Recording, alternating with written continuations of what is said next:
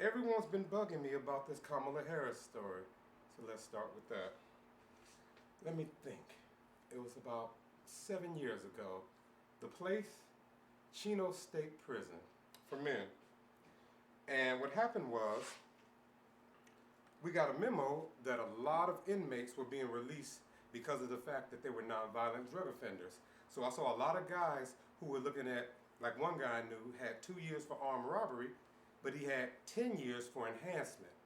So he had to do 12 years. He had already done 6. So when the enhancements got dropped, he was put on S time. He was able to go in 10 days. So I literally saw over 100 inmates roll it up. Now, I'm not a drug offender, and all of my cases have been violent, if you know my record is public, so it didn't apply to me. But I enjoyed watching people that I knew personally who missed their families roll up and they thought they had 10, 12 years left and they were able to go home because they were nonviolent drug offenders.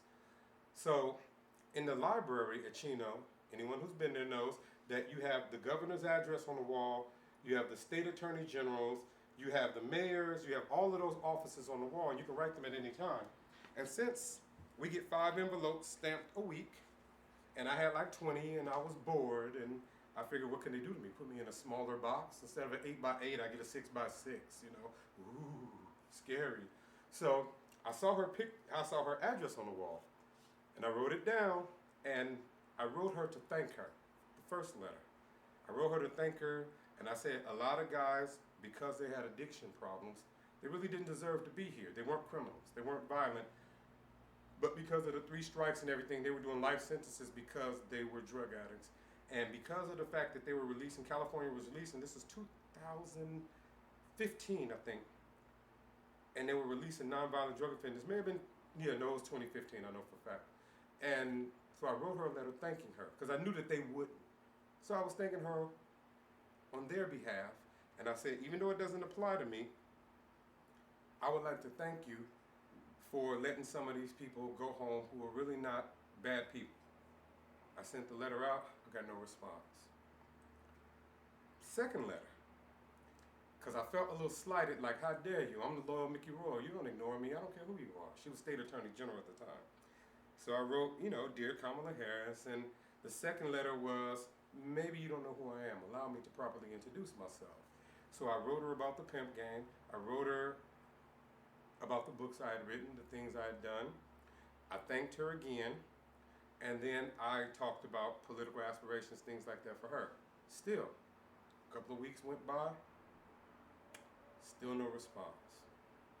The third letter I wrote, I was kind of upset now, and my ego was starting to get shattered, like, again, I don't care who you are.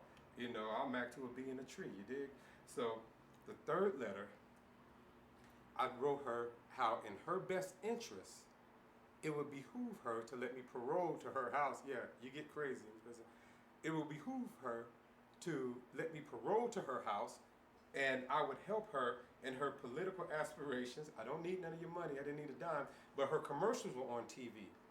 And in my mind, in Chino, she was talking directly to me. And I want to say, I would have never written these letters had I known she was married, because I don't mac to married chicks. I don't mac to chicks that have boyfriends. Way too many. Mickey Royal don't chase them. He erases them and replaces them. So I wrote the third letter talking about how she needs me, and I can put her with this, that, and the other, my team and all of that, because, And I also wrote her this long letter about how California could save money if we had co-ed prisons. Because even in a zoo, you give them a female counterpart. You wouldn't put a lion in a cage without a female lion. And I said, to treat human beings less than how you would treat a lion or a tiger or something like that is really criminal. I said, but to volunteer for that program, you have to have your tubes tied or have a vasectomy. So it'll be volunteer, but that way a person doing 25 to life and a woman doing, and it only applies to lifers, they can have somewhat of a life continued behind bars. Week went by, 2 weeks went by, still no letter. So now, the fourth letter, I wrote a sexually explicit story about what I wanted to do to her. It involved bondage, tying up, spanking, that kind of thing. 4 days later, I got a return letter. And everybody wanted to say, and my address was handwritten, so there's no confusing about what address this was. And I hate to let you down, folks, but you know the little Mickey Roll never lies. So I'm going to tell you what the letter said that she wrote me back. It said, "Thank you for your interest in the Democratic Party. Thank you for your interest in my campaign. Looking forward to your support and your donations." Now, you know that this is a prison address. Your donation, blah, blah, blah, blah, blah.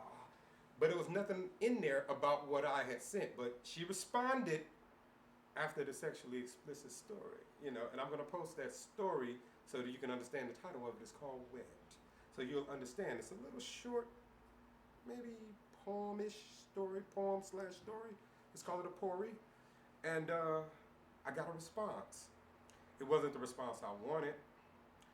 And I felt so, my ego was shattered, and I felt like, how dare she? I was rejected. I said, this letter has nothing to do with the things I talked about. I was talking about doing things to you naked. And this is talking about democracy and politics and blah, blah, blah. And I plan to further my political career. She was Secretary General then, I think. And my ego was hurt. And I balled the letter up. And I threw it in the trash. Now, the problem was I've been telling everybody that I was writing her. So they were very interested and enthused at what the letter was. So everybody's following me around in the day room going, "What'd she say? What'd she say?" And I balled the letter up and said, "She said no." And they said, "What'd she say?" I said, "I don't care. Once I'm rejected, that's it. My ear's cut off." And I just threw the letter in the trash, and a couple of dudes dug it out, and they read it, and that's what happened. And any outgoing mail we have, it gets monitored and read. Any incoming mail we have gets monitored and read. So the COs on duty at that time, they read the same things. They read the same correspondence. So you're going to hear bizarre stories on this show. And you're going to hear things that you might not believe, but it's all verifiably true. I've just lived an unbelievable life, but I've lived a verifiable life. So that's exactly what happened. Now, I would love to lie to you and say she said, "Oh, Mickey, oh, you're so exciting. Oh, you can parole to me and I'm coming to visit you," but that would be a lie. And that's something I can't do. Like Doc Holliday said, my hypocrisy goes only so far. But that's not what the letter said. So, all the people who wanted to know what happened, it was a pleasant rejection in the letter. And she invited me, you know, the 17-time ex-con.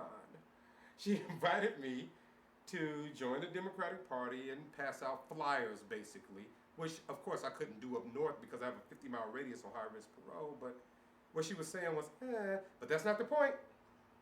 The point is, she responded. And she didn't respond from letter 1, letter 2, letter 3. It was the sexually explicit story that made her respond.